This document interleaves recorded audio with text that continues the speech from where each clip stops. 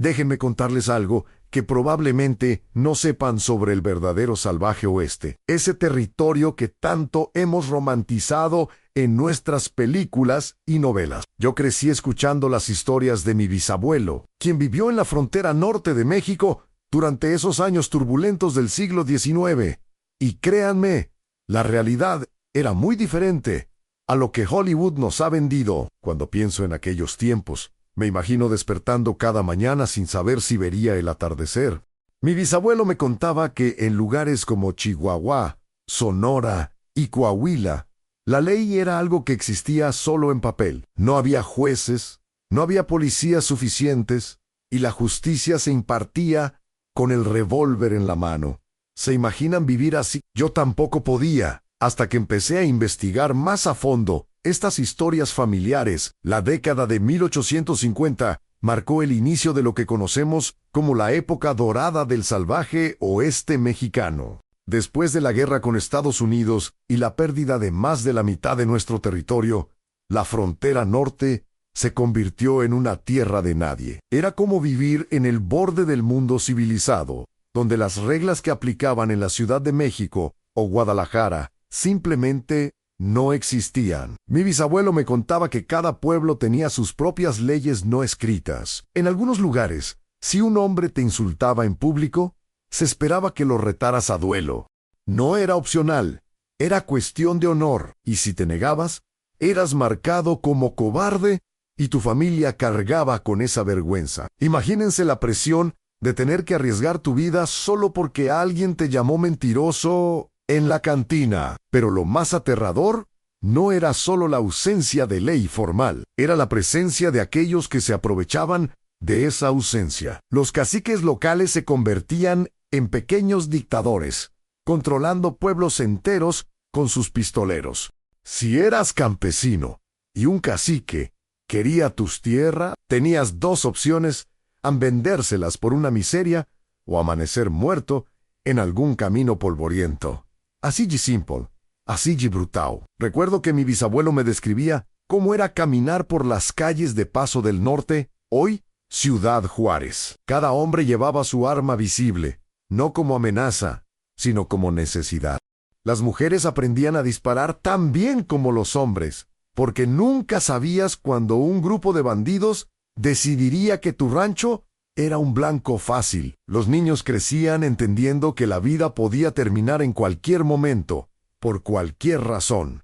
La violencia no era algo excepcional, era parte de la rutina diaria. Mi bisabuelo recordaba haber visto 3 tiroteos en una sola semana cuando tenía apenas 12 años. Uno fue por una disputa de tierras, otro por una deuda de juego, y el tercero simplemente porque 2 hombres borrachos decidieron que no les gustaba cómo se miraban el uno al otro. 3 hombres muertos, 3 familias destrozadas, y la vida continuaba como si nada hubiera pasado. Lo que más me impactó de sus historias era la naturalización de la muerte. Me contaba que las mujeres del pueblo tenían vestidos negros siempre listos, porque nunca sabías cuándo tendrías que ir a un funeral.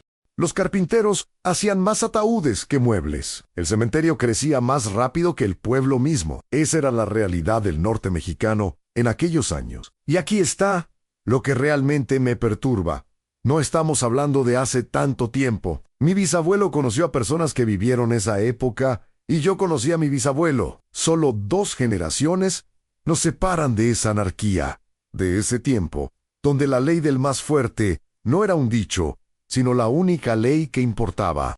Cuando camino por las calles de mi ciudad hoy, seguras y civilizadas, a veces me cuesta creer que mis antepasados vivieron en un mundo tan diferente, tan peligroso, tan salvaje. Ahora les voy a contar sobre algo que hacía que hasta los hombres más valientes del norte mexicano temblaran ante los guerreros apaches. Y antes de que piensen que voy a romantizar o demonizar a nadie, déjenme ser claro. Esta es la historia de un conflicto brutal, donde todos los bandos cometieron atrocidades, pero donde los colonos mexicanos vivían en un terror constante, que hoy apenas podemos imaginar. Mi bisabuelo me contaba que en Sonora y Chihuahua, Duranchi, de Caldaus ningún rancho estaba realmente seguro.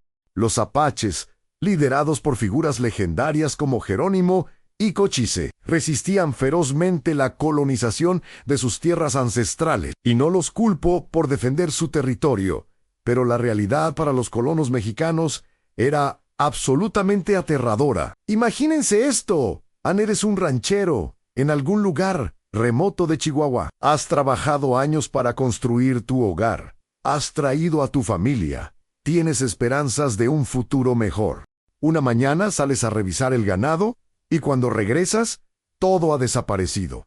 Tu esposa, tus hijos, tus vecinos. El silencio es lo más aterrador. No hay cuerpos, no hay rastros claros, solo huellas que desaparecen en las montañas. Eso les pasó a cientos de familias mexicanas. Los ataques apaches eran conocidos por su velocidad y eficiencia militar. Podían aparecer de la nada, atacar un asentamiento completo y desvanecerse en el desierto antes de que llegara cualquier ayuda. Mi bisabuelo me describía cómo las familias desarrollaron sistemas de alarma primitivos en espejos para reflejar la luz del sol, campaunadaus y específicaus, señales de humo, pero muchas veces no servían de nada. Lo que más me impresiona es la constancia del miedo. No era como hoy, donde puedes ver las noticias y saber que algo malo pasó en otro lugar. No, esto era vivir sabiendo que cada día podría ser el último, que cada vez que tu esposo salía al campo, podría no regresar. Las madres enseñaban a sus hijos a esconderse al primer signo de peligro, a quedarse en silencio absoluto sin importar que escucharan afuera. El gobierno mexicano ofreció recompensas por cueros cabelludos apaches, una práctica que hoy nos horroriza, pero que en aquel entonces se veía como autodefensa desesperada. Esto solo intensificó el ciclo de violencia.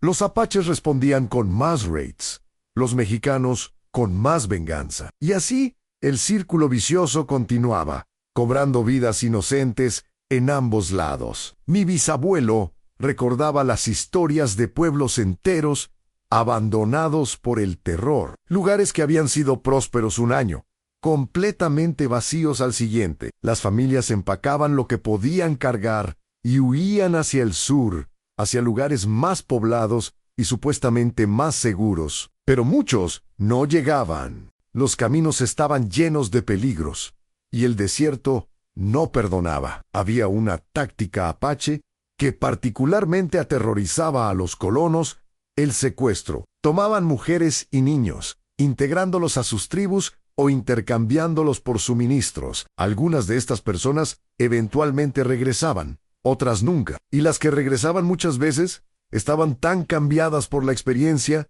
que sus propias familias apenas las reconocían. El trauma era multigeneracional.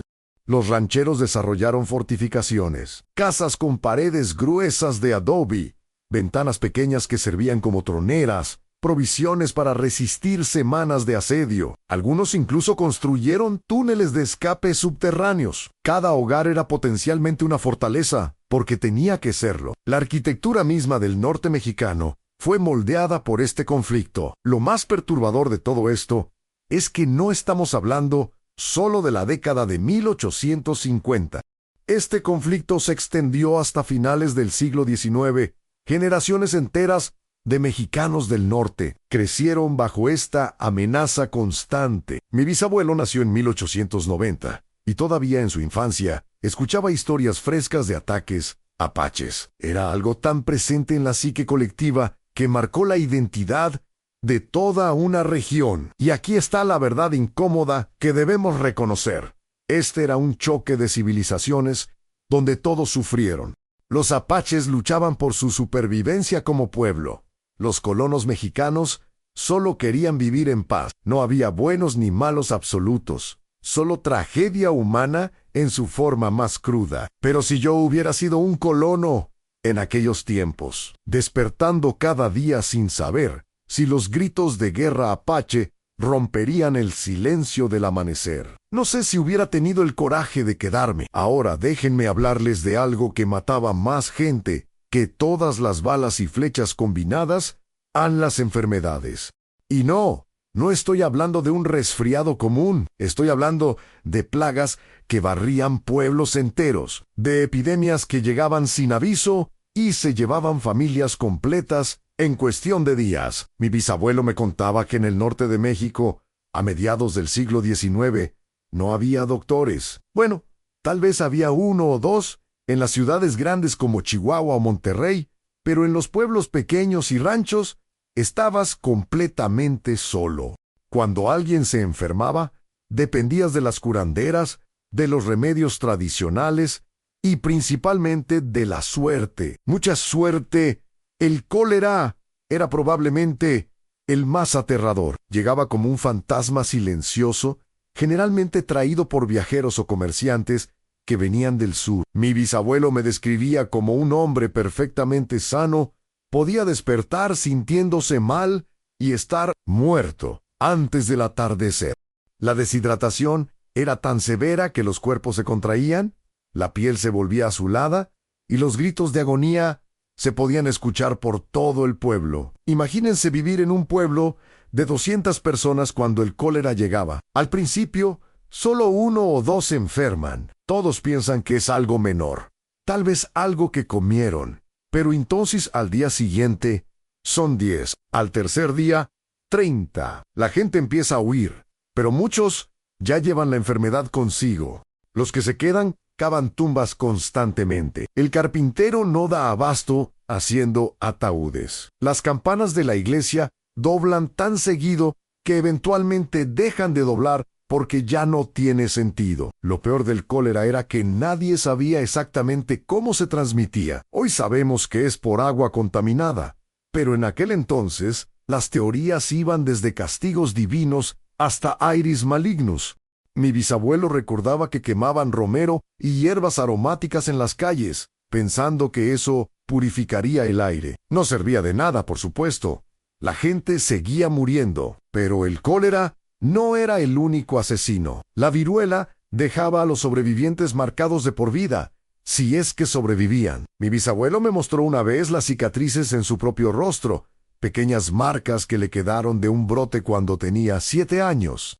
Me contó que de los 20 niños en su pueblo que contrajeron la viruela ese año, solo 12 sobrevivieron. 8 familias enterraron a sus hijos. La fiebre tifoidea era otra pesadilla. A diferencia del cólera que mataba rápido, la tifoidea era una agonía lenta. Fiebres altísimas que duraban semanas. Delirios, el cuerpo literalmente consumiéndose. Las familias se turnaban para cuidar a los enfermos, sabiendo que probablemente también se contagiarían. Era un acto de amor y al mismo tiempo una sentencia de muerte potencial. Y luego estaba la simple infección. Hoy, un corte en la mano se limpia con agua oxigenada y listo. En el salvaje oeste mexicano, ese mismo corte podía significar gangrena y muerte. Mi bisabuelo me contaba de vaqueros que perdían dedos, manos, incluso brazos enteros, por infecciones que comenzaron con algo tan simple como una ampolla por montar a caballo demasiado tiempo. Sin antibióticos, tu sistema inmunológico era tu única defensa. El parto era particularmente peligroso. Las mujeres morían regularmente dando a luz y los bebés también. Mi bisabuela perdió a 3 de sus 7 hijos antes de que cumplieran 1 año. Eso era normal, Ducasi. Si todos tus hijos llegaban a la edad adulta, eras considerado bendecido por la fortuna. La mayoría de las familias tenían tumbas pequeñas en sus propiedades. La tuberculosis era la enfermedad de larga duración, la que te mataba lentamente durante meses o años. La llamaban la enfermedad romántica, porque en la literatura de la época se glamorizaba, pero no había nada romántico en toser sangre, perder peso hasta convertirte en un esqueleto viviente y sentir cómo tus pulmones se desintegraban poco a poco. En el clima seco del norte, muchos venían buscando alivio, convirtiendo a algunos pueblos en sanitarios improvisados llenos de moribundos. Lo que realmente me perturba es pensar en la impotencia. Hoy, si me enfermo, voy al doctor, me recetan algo y generalmente me mejoro. Pero en el salvaje oeste mexicano, enfermarte seriamente significaba básicamente esperar a ver si vivías o morías. Podías rezar, podías probar remedios caseros, pero al final estabas a merced de fuerzas que no entendías y no podías controlar. Cada fiebre podía ser tu última, cada tos podía ser el inicio del fin. Ahora les voy a contar sobre algo que definió el carácter del salvaje oeste mexicano más que cualquier otra cosa, la justicia por mano propia. Y cuando digo justicia, uso el término muy libremente, porque lo que realmente existía era venganza, violencia y un código de honor retorcido que costaba más vidas de las que salvaba. Mi bisabuelo me contaba que en lugares como Durango, Zacatecas y el norte de Jalisco, había algo llamado la ley del pueblo.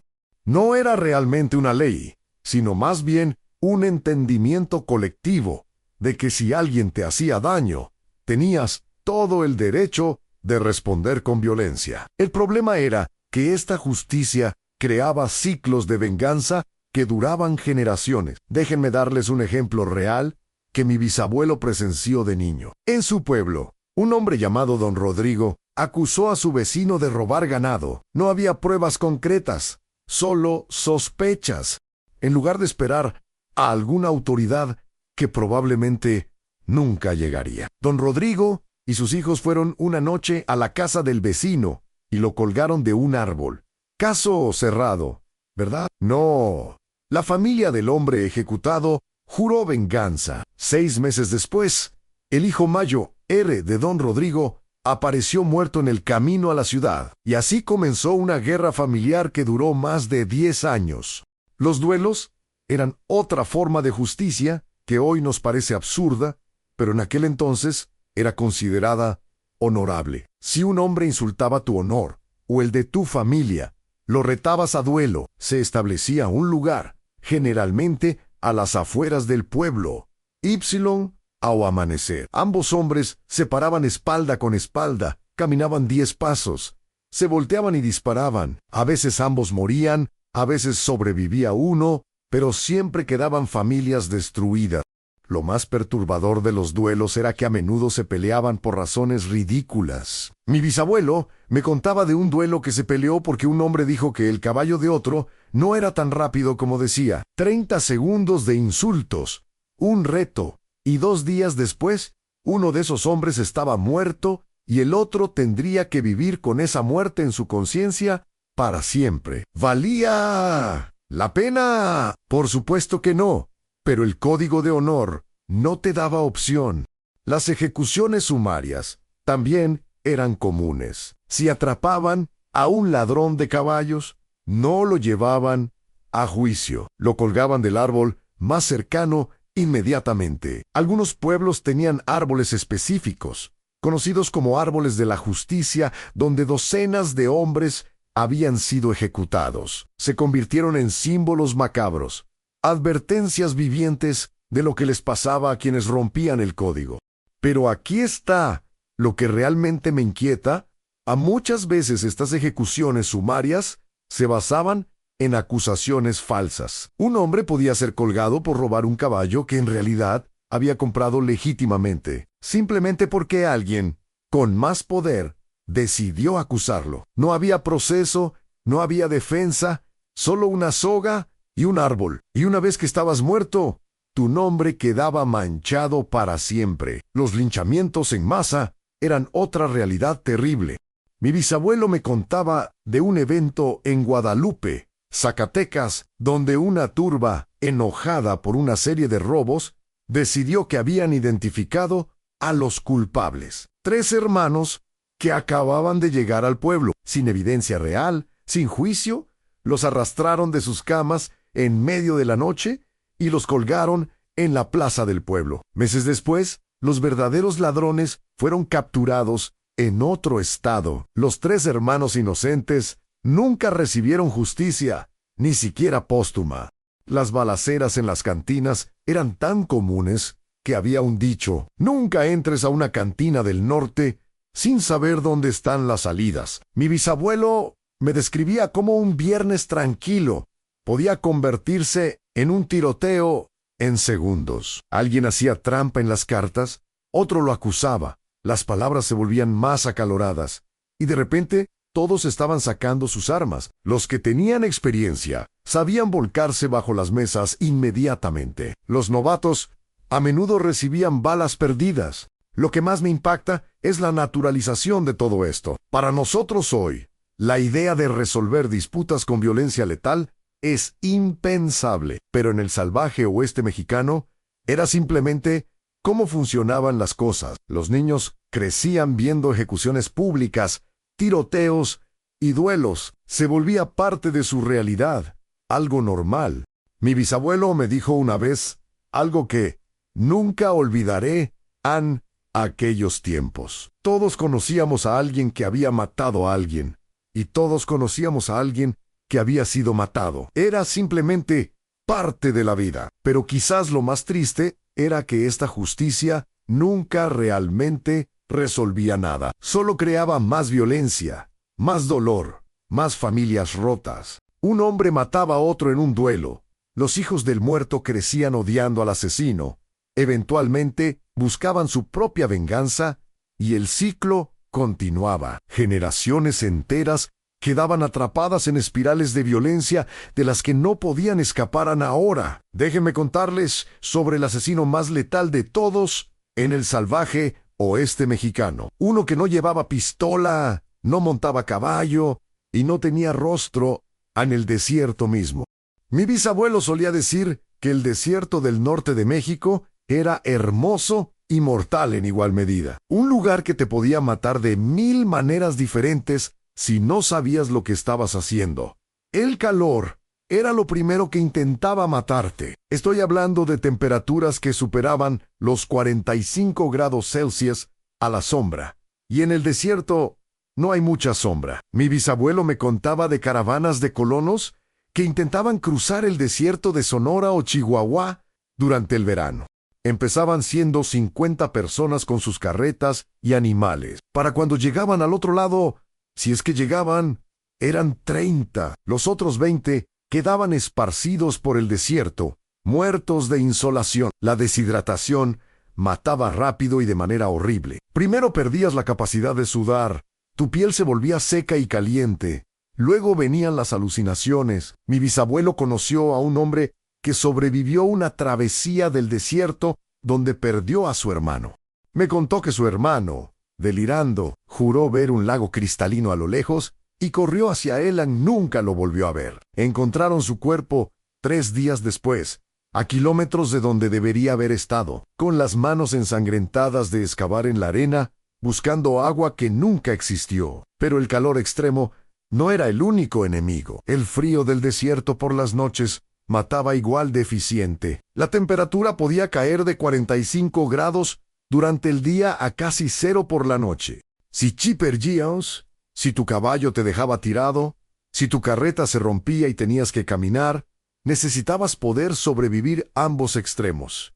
Muchos no podían, morían congelados en la misma tierra que 12 horas antes los estaba cocinando vivos. Las tormentas de arena eran otro terror del desierto. Mi bisabuelo me describía cómo el cielo se oscurecía repentinamente, como si alguien hubiera apagado el sol. Luego venía el viento, cargado de arena que te golpeaba como miles de agujas diminutas. No podías ver, no podías respirar bien, no podías hacer nada excepto cubrirte y esperar que pasara. Algunos nunca salían de esas tormentas. La arena los enterraba vivos y sus cuerpos podían permanecer perdidos para siempre en el vasto desierto. Los animales del desierto también cobraban su cuota. Las serpientes de cascabel eran especialmente peligrosas porque eran casi invisibles hasta que era demasiado tarde.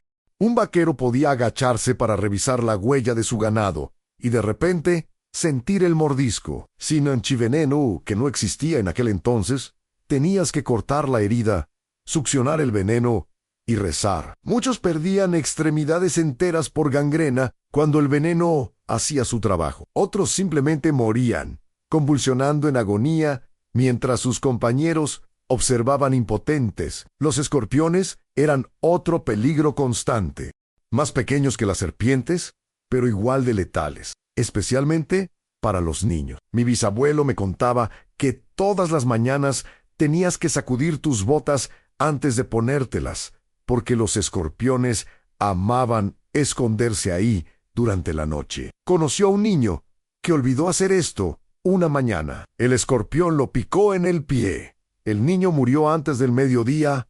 Tenía 6 años. La falta de agua no solo te mataba directamente por deshidratación, también te volvía vulnerable a todo lo demás. Caravanas perdidas en el desierto tomaban decisiones cada vez más desesperadas. Mi bisabuelo me contó de grupos que, enloquecidos por la sed, bebían su propia orina, o peor, la sangre de sus animales. Esto solo aceleraba su muerte. Pero en el delirio de la deshidratación extrema, la gente hacía cosas impensables. Los pozos de agua eran literalmente la diferencia entre la vida y la muerte, y todos lo sabían. Esto los convertía en lugares extremadamente peligrosos. Bandidos acechaban los pozos, esperando a viajeros desesperados a quienes podían robar fácilmente. Peleas mortales estallaban sobre el acceso al agua. Mi bisabuelo conoció a un hombre que mató a otro en un pozo, porque el segundo intentó llenar sus cantimploras primero. Mató a un hombre por cortesía básica. Eso era lo que el desierto hacía con las personas. Las distancias en el desierto eran engañosas. Lo que parecía estar a 1 hora de camino podía tomar un día entero. El calor creaba espejismos que distorsionaban las distancias y las direcciones. Mi bisabuelo me contaba de personas que caminaron en círculos durante días, completamente perdidas, hasta que finalmente colapsaban y morían a veces a solo kilómetros de donde habían comenzado. El desierto jugaba con tu mente tanto como con tu cuerpo. Y lo más aterrador de todo era la vastedad del desierto. Si algo salía mal, si te perdías, si te herías, estabas completamente solo. No había rescate viniendo. No había helicópteros, no había equipos de búsqueda. Si desaparecías en el desierto del norte de México en el siglo XIX, simplemente desaparecías. Tu familia podía buscar durante semanas, pero en un territorio tan vasto, encontrar a una persona era como buscar una aguja en un pajar del tamaño de varios países. Mi bisabuelo me dijo una vez: el desierto no te odia, no te ama, ni siquiera sabe que existes. Simplemente es, y esa indiferencia es más aterradora que cualquier odio. Entiendo lo que quiso decir ahora. El desierto no era malvado, pero era implacable. No perdonaba errores, no daba segundas oportunidades. O sabías cómo sobrevivir en él, o morías. Así de simple, así de brutal. Bueno, amigos, hemos llegado al final de este viaje por los peligros más espeluznantes del salvaje oeste mexicano. 5 capítulos que nos han mostrado una realidad muy diferente a la que vemos en las películas de Hollywood. Esta era la vida real de nuestros ancestros, de aquellos valientes o quizás locos que decidieron colonizar el norte de México cuando todavía era territorio sin ley. Ahora, quiero saber de ustedes. ¿Conocen historias similares de sus propias familias? ¿Tienen bisabuelos o tatarabuelos que vivieron estos tiempos? Déjenme sus comentarios aquí abajo, contándome sus historias familiares del norte de México. Me encantaría leerlas y quién sabe, tal vez podamos hacer una segunda parte con las historias que ustedes compartan. Si este video les gustó y aprendieron algo nuevo sobre nuestra historia mexicana, no olviden darle like y suscribirse al canal para más contenido histórico fascinante. Activen la campanita para no perderse ningún video. Y si realmente les voló la mente esto, compártanlo con sus amigos y familiares. Esta historia es parte de nuestra identidad como mexicanos del norte, y creo que todos deberíamos conocerla. ¿Qué peligro les pareció más aterrador? ¿La ausencia de ley, los apaches, las enfermedades, la justicia del revólver o el desierto implacable? Voten en los comentarios y generemos una conversación. Recuerden, conocer nuestra historia, por dura que sea, nos ayuda a apreciar todo lo que tenemos hoy. Nos vemos en el próximo video, raza.